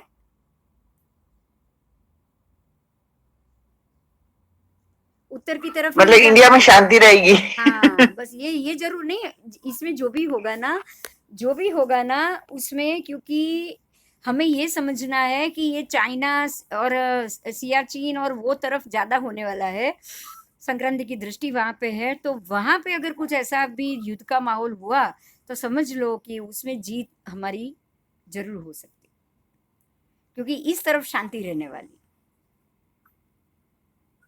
अच्छा, दूसरा एक क्वेश्चन आया था कि चलो कुछ तो अच्छा होएगा। हाँ बस अब जो भी हो पता नहीं, लेकिन युद्ध का माहौल है, अब उसमें किसके लिए क्या अच्छा है वो तो कोई नहीं कह सकता ना, पर गवर्नमेंट में रूलिंग पर गवर्नमेंट। मैम फिर इंटरनल जो है, इंटरनल ये जो अपना जैसे चल रहा है आतंकवाद, ये भी तो बढ़ेगा ना, प्लूटो वर्गोत्तम ये भी है ना, बढ़ने के ग्रास चांसेस ज्यादा है। होगा। हाँ हाँ, वो बॉम्ब फेंकेंगे तभी तो हम फेंकने जाएंगे सामने। पिछले पूरे साल में 10 बार हुआ है ऐसा, 1-2 बार नहीं, 10 बार हुआ है।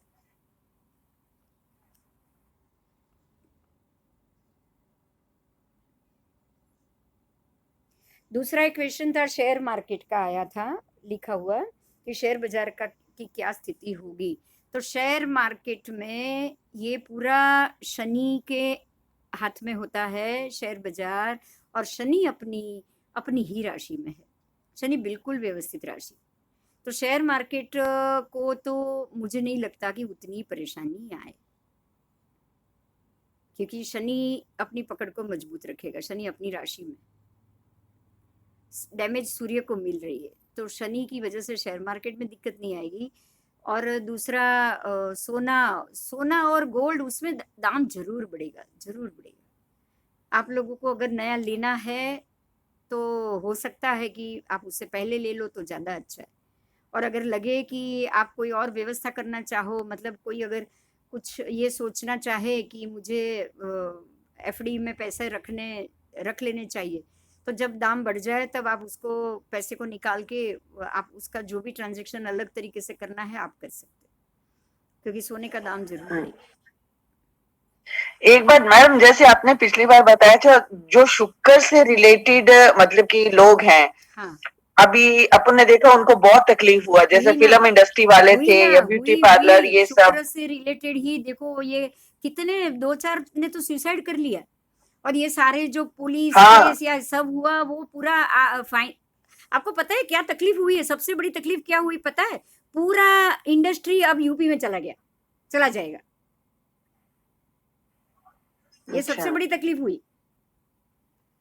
तो ये टाइम कुछ ऐसा है कि पर्टिकुलर नहीं किसी नहीं, ये टाइम ग्रह वाले को तकलीफ हो? नहीं, ये टाइम नक्षत्र वो पूर्वाषाढ़ा नक्षत्र था, शुक्र का नक्षत्र था और क्रूर नक्षत्र था। ये टाइम श्रवण नक्षत्र है, और श्रवण नक्षत्र में ऊपर से दान धर्म समझदारी ये सब बढ़ेगी, ये सब बढ़ेगी। आप देखो हेल्प करने वाले बढ़ेंगे। पिछले साल ऐसा नहीं हुआ था, वो क्रूरता वाला था, इस बार हाँ। क्रूरता वाला ग्रहों की ओर से, लेकिन लोगों की ओर से क्रूरता वाला कम हो जाएगा। ओके। लोगों में क्रूरता नहीं आएगी। अच्छा। हाँ, इसमें तो ऊपर से ये हो सकता है, ये संक्रांति तो जाने दो, जब आने वाली संक्रांति आएगी ना तब सबसे बड़ा फायदा ये होगा, क्योंकि तब प्लूटो वर्गोत्तम नहीं होगा। उसके बाद शनि अपनी बहुत अच्छी पोजीशन में चला जाएगा और गुरु कुंभ का हो जाएगा। तब ये होगा, ये 1 साल जाएगा ना, उसके बाद का दूसरा साल तो ऐसा आएगा कि ये सारे गांव, ये सब जो एकदम जो आज जो जिन जिन लोगों को जो पीड़ा, जो तकलीफ और जो फाइनेंशियल जो वीक हुए ना, वो सारे धीरे धीरे धीरे धीरे स्ट्रांग होते जाए।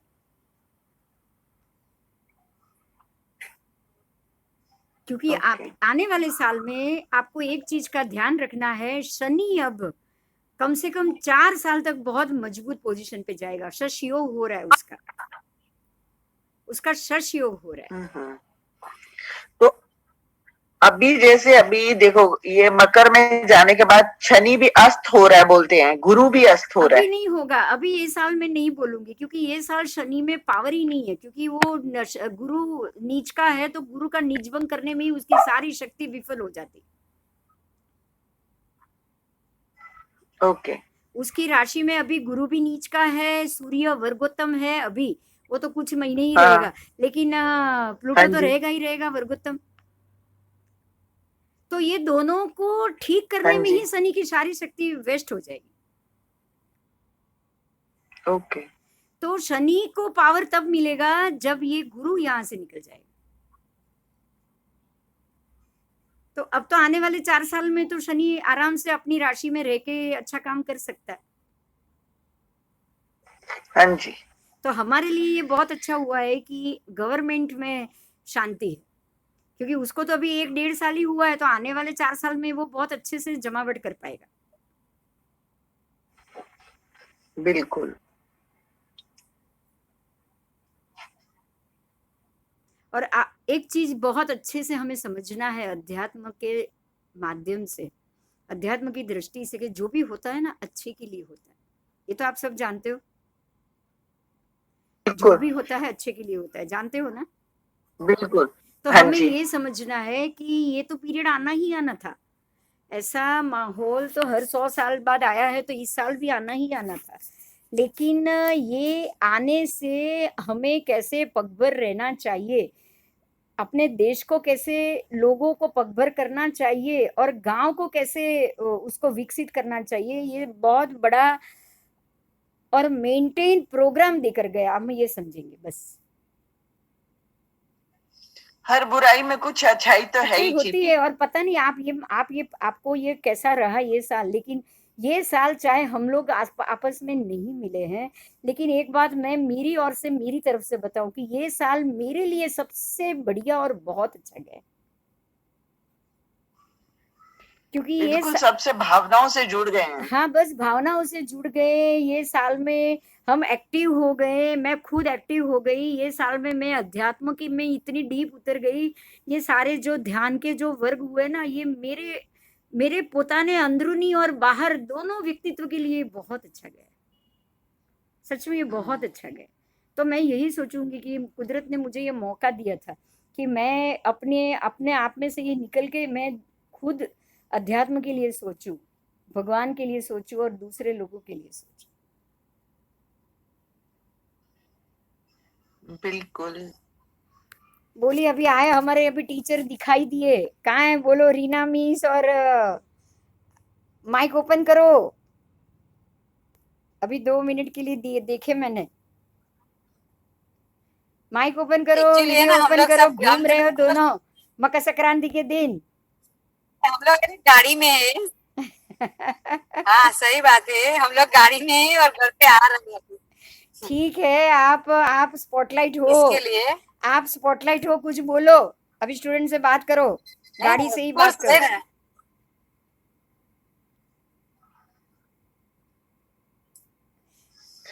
Hello Mehul sir. Happy Sankranti to all of you. Happy Lohri to you also. बस आपका ये 2021 सबके लिए अच्छा है, वो हम लोग विश करेंगे। बिल्कुल। और सब स्टूडेंट की लाइफ अच्छी तरह से सेट हुए 2021 में, सब अच्छे से सीख पाए। वो ब्लेसिंग हमारी तरफ से आप सबको है। Thank you. और जैसे बिंदु मैंने अभी शनि वर्षी में पढ़ रहे हैं ना, वो लोग को कर्म की तो चिंता ही नहीं है, क्योंकि जो ज्योतिष में आएंगे ना वो कर्म से डरते ही है। तो शनि से हम लोग को किसी को डरने की जरूरत नहीं है। Thank you. क्योंकि हम सब अच्छे ही कर्म करने वाले लोग हैं,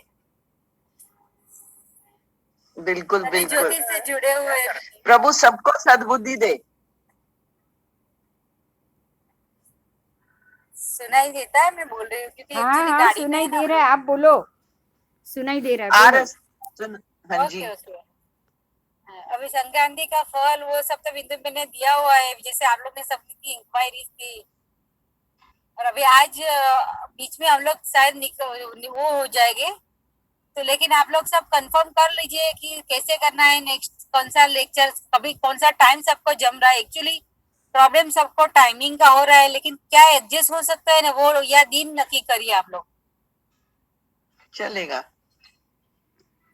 क्योंकि देखो मैं और बिंदु बहन तो लगभग अवेलेबल रहते हैं, मेहुल सर भी अभी तो अवेलेबल रहेंगे, क्योंकि उनका सब अभी क्लासेस का सेटिंग भी हो गया था। लास्ट ईयर ऐसा था कि उनका क्लासेस का सेटिंग नहीं हो रहा था, तो आज आप लोग सब क्लासेस के लिए सब, और वो जो फर्स्ट ईयर में अभी मुझे 2-3 लोग अभी आज ऐड हुआ है कि नहीं है मेरा ध्यान नहीं है। फर्स्ट ईयर में 2-3 इंक्वायरीज आई थी, तो दूसरे भी किसी का होगा तो मेरा या बिंदु बहन का नंबर देके आप उसको उनको ऐड करवा सकते हो ये ग्रुप में। बिल्कुल। और ये सब्जेक्ट के लिए भी किसी को कुछ दूसरा ऑप्शन है या क्या करना है, वो सब भी बात कर लीजिए, क्योंकि हम लोग को आगे टाइम टेबल बनाने का वो सब समझ में आएगा। कि मुझे नहीं लगता ये पोजीशन के हिसाब से और 6 महीने तक हम लोग बाहर लेक्चर लेने के लिए आ पाएंगे।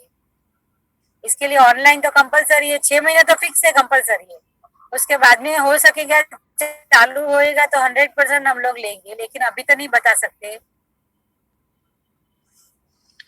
तो ऐसा तो करें, बाकी सबको रीना मैम, मैं क्या बोलती हूँ, अगर आप लोग इस सिलेबस और वो सब डाल देना कि ये दिन ये लेक्चर है, हाँ। ये दिन ये है, तो सब अपने आप आएंगे। अगर आप सबसे पूछोगे ना तो सब अपनी अपनी राय देंगे। You are right. हम लोग ने ना लास्ट टाइम ऐसे ही किया था, लेकिन ऐसा होता है कि सबका ऑफिस का टाइम वो सब भी प्रॉब्लम है।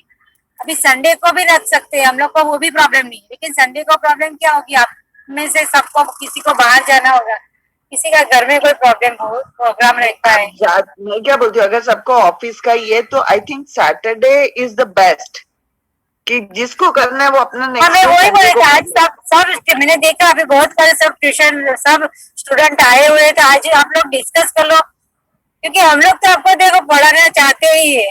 अभी तो बिंदु बहन ने अपना फीस भी कम कर दिया है, क्योंकि हम लोग को पढ़ाना ही है आप लोग को। हम लोग सीखना चाहते हैं। मैं तो ये बोलती हूँ कि आप लोग फिक्स कर दो कि ये दिन ये लेक्चर है और ये लेंगे, बिंदु मैम लेंगे या मेहुल सर लेंगे या आप लेंगे, आज वास्तु का होएगा या इसका होएगा। तो जैसे स्कूल में एक एक पीरियड होता है, आप एक दिन वैसे एक साथ में आप आते हैं तो हम लोग को भी सिलेबस के हिसाब से जाते हैं। अभी बहुत बार ये टाइम ऐसा हुआ था, फर्स्ट ईयर का लेक्चर लेती थी मैं, लेकिन फर्स्ट ईयर वाले आते नहीं थी, फिर मैं सेकंड ईयर के हिसाब से उनके लेवल का सिखाती थी। बहुत बार आप लोग ने सबने ऐसा देखा ही है।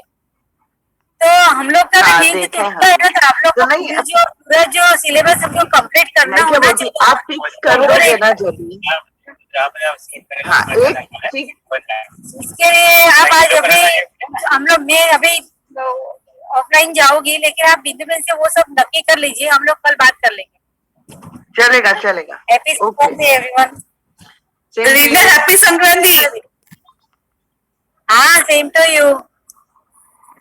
Happy Sankranti ma'am. हाँ, हैप्पी मकर संक्रांति।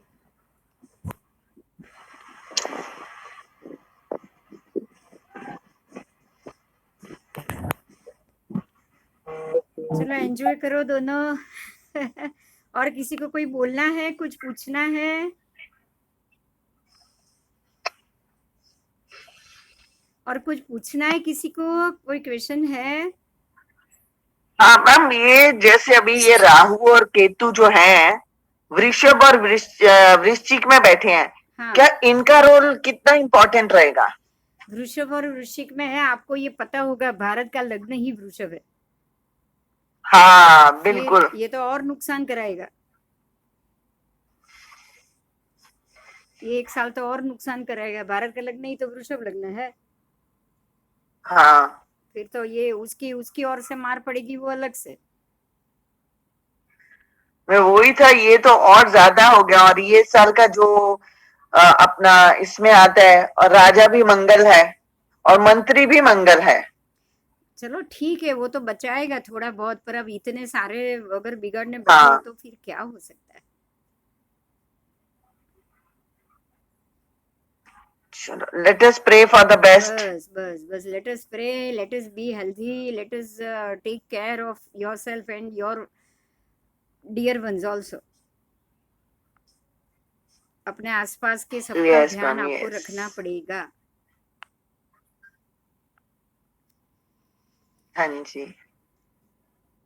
बोलो, और किसी को कुछ पूछना है? अभी अगला क्लास अब पूछ के ही लेंगे आप सबको, क्योंकि हाँ बोलो।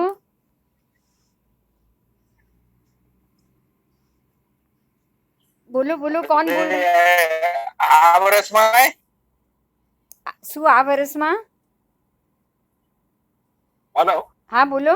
લગન લગન લેવાય છોકરીનું? લગન તો એ તો બધું લેવાય હવે, છોકરીનું એના લગન પ્રસંગ લેવાય આ વર્ષમાં? આરામથી આરામથી. જન્મ જન્મ અને મરણ અને લગન તો કે આપણા રોકાવાથી થોડી રોકાવાના છે. हमारे रोकने से ये कुछ नहीं रुकने वाला. हाँ, आप ले सकते हो, क्योंकि वैसे भी गुरु अगर मकर में है ना, तो भी शनि नीचभंग कर ही रहा है, इसलिए कोई दिक्कत नहीं है. उन सब में कोई दिक्कत नहीं है, आप ले सकते हो, आराम से ले सकते हो.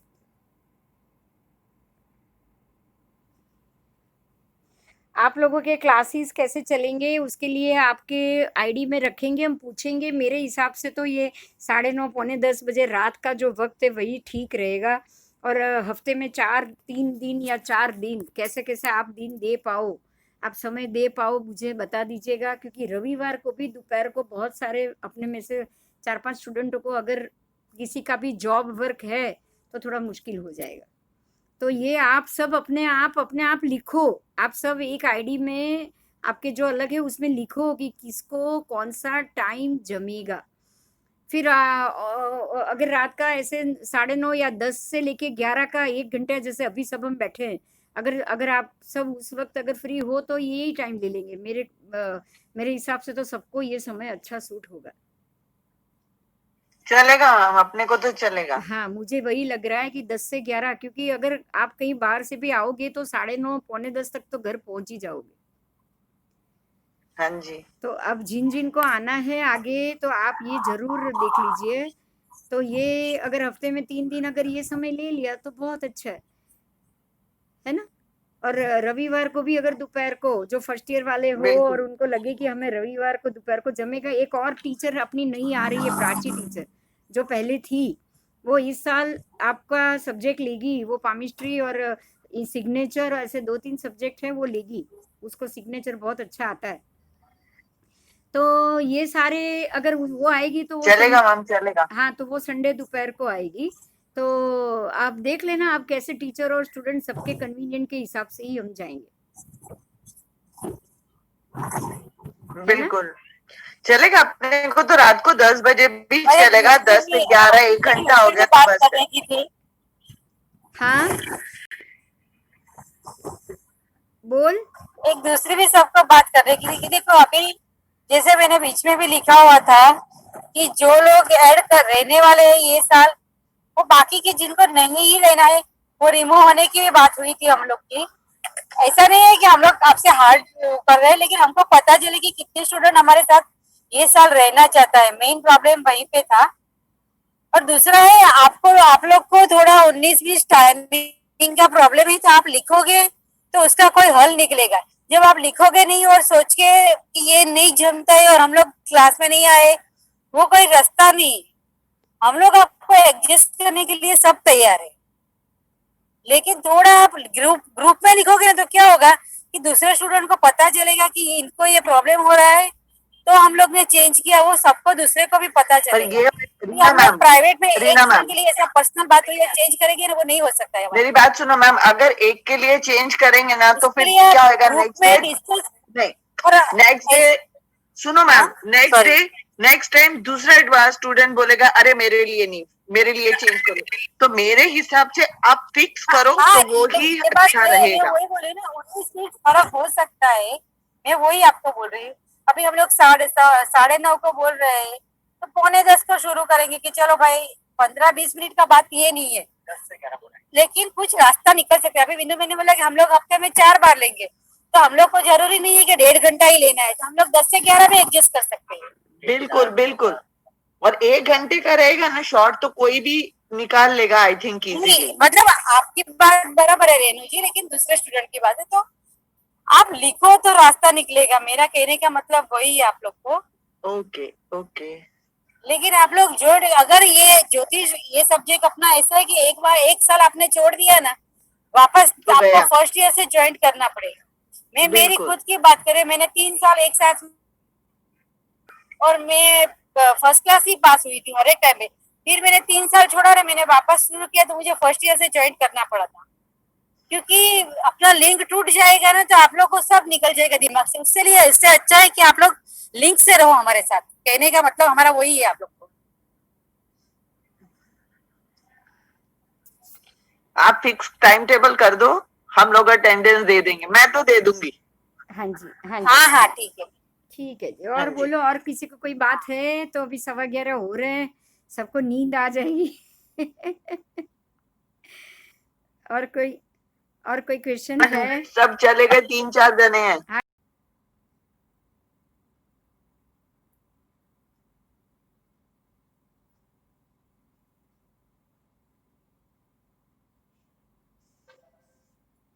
लॉगिन करने में प्रॉब्लम हो रही है, तो मुझे क्या लगता है मैम, मैं 1-2 दिन में ना उनके घर जाऊंगी और उनको समझा के आऊंगी ऐसे लॉगिन करना है।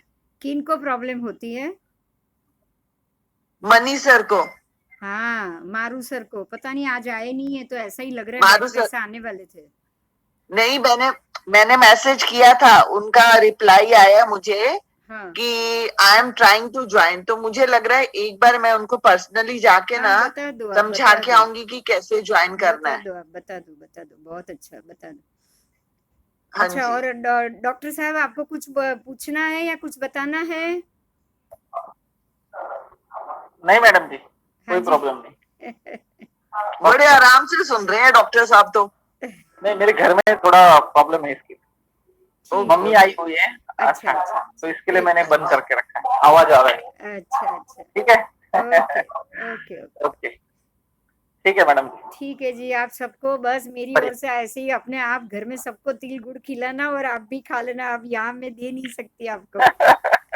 हमारी तरफ से आप खा देना सब लोग। जरूर, जरूर, जरूर, आपने जरूर। 20 कितने पेजेस इसका भेजा है, हाँ जी, तो जरूर, एक बार जरूर। आप अगर आप वो वापस उसमें है व्हाट्सएप ग्रुप में डालोगे तो 22 अच्छा पेज है। मेरे को ईमेल में आए। अब कॉपी पेस्ट में उतने नहीं आएंगे, लेकिन उसमें ईमेल में तो 22 पेज आए थे।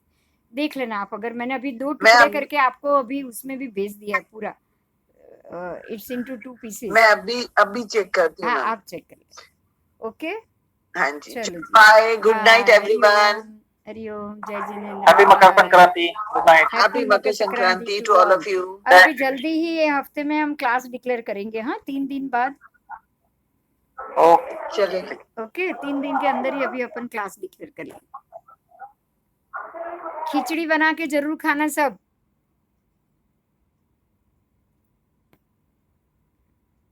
खिचड़ी बना के जरूर खाना, तिल गुड़ के लड्डू भी जरूर खाना, मंत्र जाप साधना सब करना, सब करना।